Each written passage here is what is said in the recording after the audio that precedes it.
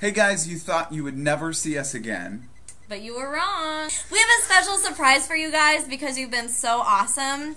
We actually got the most coveted 5 South interview guest of all time on our show. By popular demand. You probably need no other introduction, but we're going to give it to you anyway. Ladies and gentlemen, Marshall Adams the First. He is live. Hello. How's it going, everybody? Via phone, joining us for a special recap on this whole season. Marshall, what are you doing? I'm at the beach. You're at the beach? I'm so jealous. Are you having a good summer break? You know what, I am. It's been pretty awesome. Like, I just saw the last episode of the show. Yeah? We don't see it until they come out. And, I feel pretty stoked about, what I was able to do. So I'm just, treating myself to a weekend at the beach. Oh, that's awesome. Are you there with anybody else or just going solo? Yeah, there's a lot of people here. There's a lot of people here at the beach, yeah. Like with you? Are they there with you or are they people you don't know? We all go separately. I don't really know them, but we're all just kind of hanging out at the beach today, just working on the bronze. Oh, nice. That's cool. Yeah. Absolutely. Marshall, do you surf? I do have a surfboard, and sometimes I'll just take it around, but yes. So So you walk around with it, or you actually go into the ocean? No, it's sort of like, it's sort of like an accessory. It's sort of like Lisa carries a clipboard around, I carry a surfboard around. It's just sort of like a lifestyle choice. Do you have the strap on, strapped to your ankle when you walk around? Yeah, because you don't want to trip over it. That's why they have the strap, so that you don't trip on it when you're walking around. Exactly. That's the whole purpose. That's what it's there for. No other purpose than that. I'm so jealous that he's at the beach. Yeah. It's well-deserved, I'd say.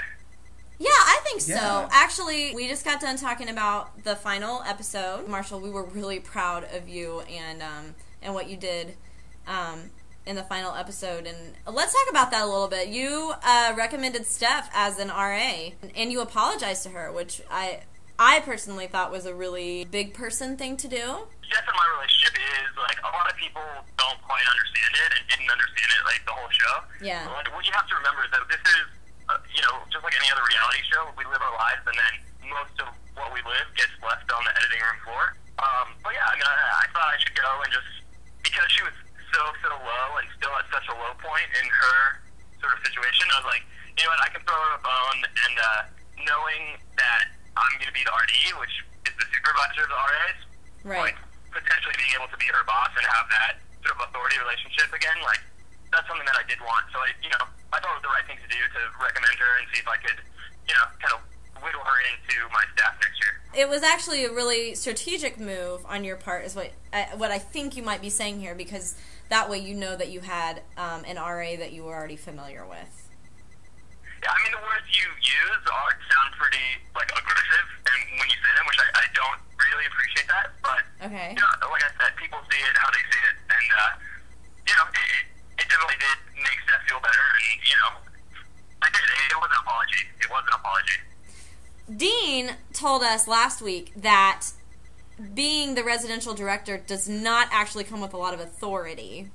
And what do you think about that? In any job, it is what you make it, and obviously Dean is such a falling feather. He's obviously got he doesn't have feet to put down, so, it is what you make of it. And I think for Dean, I don't think he was lying. I'm not calling him a liar after he spoke to his experiences, but with anything, I think you can define it as you go, and, I have my goals going into it, and I think I'll be able to make it what I need it to be. So, Marshall, what are you most looking forward to about the RD position next year? Being an RA, you get to sort of be the leader of a dorm floor, but being an RD, you get to supervise the whole building. So you have a whole staff of RAs who are then sort of responsible for each of their floors. And so I think that's just sort of exponential growth is exciting to me. But yeah, I'm just excited to sort of, again, facilitate an incredible year. We saw where the floor got at the end of the year, everyone was friends, everyone ended up on that picture in Josh's camera, and Yeah. I'm not going to pretend that it didn't have anything to do with me. So to be able to provide that and facilitate that experience for an entire building is something I am looking forward to. I feel like we've noticed you hanging out with the floor a little bit more this semester than you did during first semester. Did you form some friendships there? Like, are there any of the kids that you would actually hang out with outside of the floor? I definitely was close with a few of the residents. I mean, you saw how close I was with Courtney, but I guess it's a little bit different than what you're asking. Yeah. Gopher are pretty good buds. I'd say we're bros, for sure. The thing about Gopher, like, unlike Mike, he just gets it and doesn't dig his heels in, and he's just, like, pretty easy to get along with, and I think there's an understanding there with Gopher, but, I mean, Mike kind of made mistake after mistake, and when I was trying to help him out, he was just very, very sort of aggressively counter to what I was trying to do, and so I was like, Right. You know what, there's no point in trying to invest in a friendship with you, and all I can do is try and be a resource to you, so that's what I did. We saw during Parents Week, or Parents Weekend, that you went into Mike's room and had a conversation with him. He was kind of in a low point at that point in the semester. Can you tell us a little bit about that? At that point in time, I was kind of caught extremely off guard by the three-headed monster that was Steph and her parents. Right. And so I just needed to get away, and it was, it was sort of a double-edged sword. Like, do I want to stay in my room with the Freak Show family, or do I want to go into Mike's room and have to kind of deal with him? I went in there, and, I did definitely sort of open up, I think, in that moment, but, I mean, it is a different situation. I mean, like, I'm, a couple years older than Mike, and for a freshman to not have his parents come, like, that is pretty lame. Like, it's a little more understandable, like, I don't really need that support from my parents anymore, so, I felt a little bad for him, but I thought he was kind of overreacting. So what is it about Mike exactly that you dislike so much? Pinpoint it. Mike is... People don't understand this, but my feelings towards Mike haven't been totally understood because, like, people haven't seen the full picture.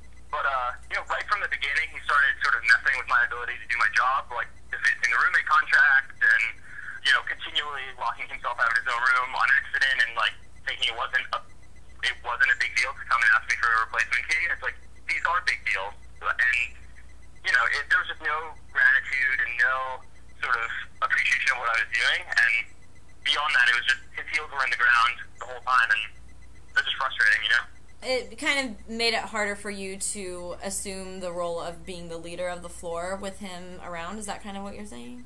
You say hard to assume the role of leader, like I'm a leader, I'm a guy, I have a faux hawk. Like, those are things that are unchangeable. They're like facts. So Marshall, you said Mike, losing his key made it hard for you to do your job, but isn't your job as the RA to replace the lost keys or to let people in who are locked out?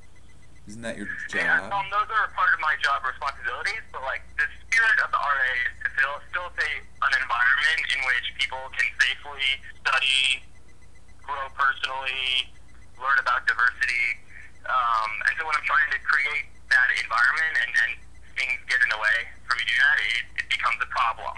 I can definitely see how having someone around who constantly was trying to instigate things such as floor activities and who was, just generally very disagreeable, I can see how that would distract from you doing your job, which was to generally create floor activities. Yeah, I totally see your point. Totally.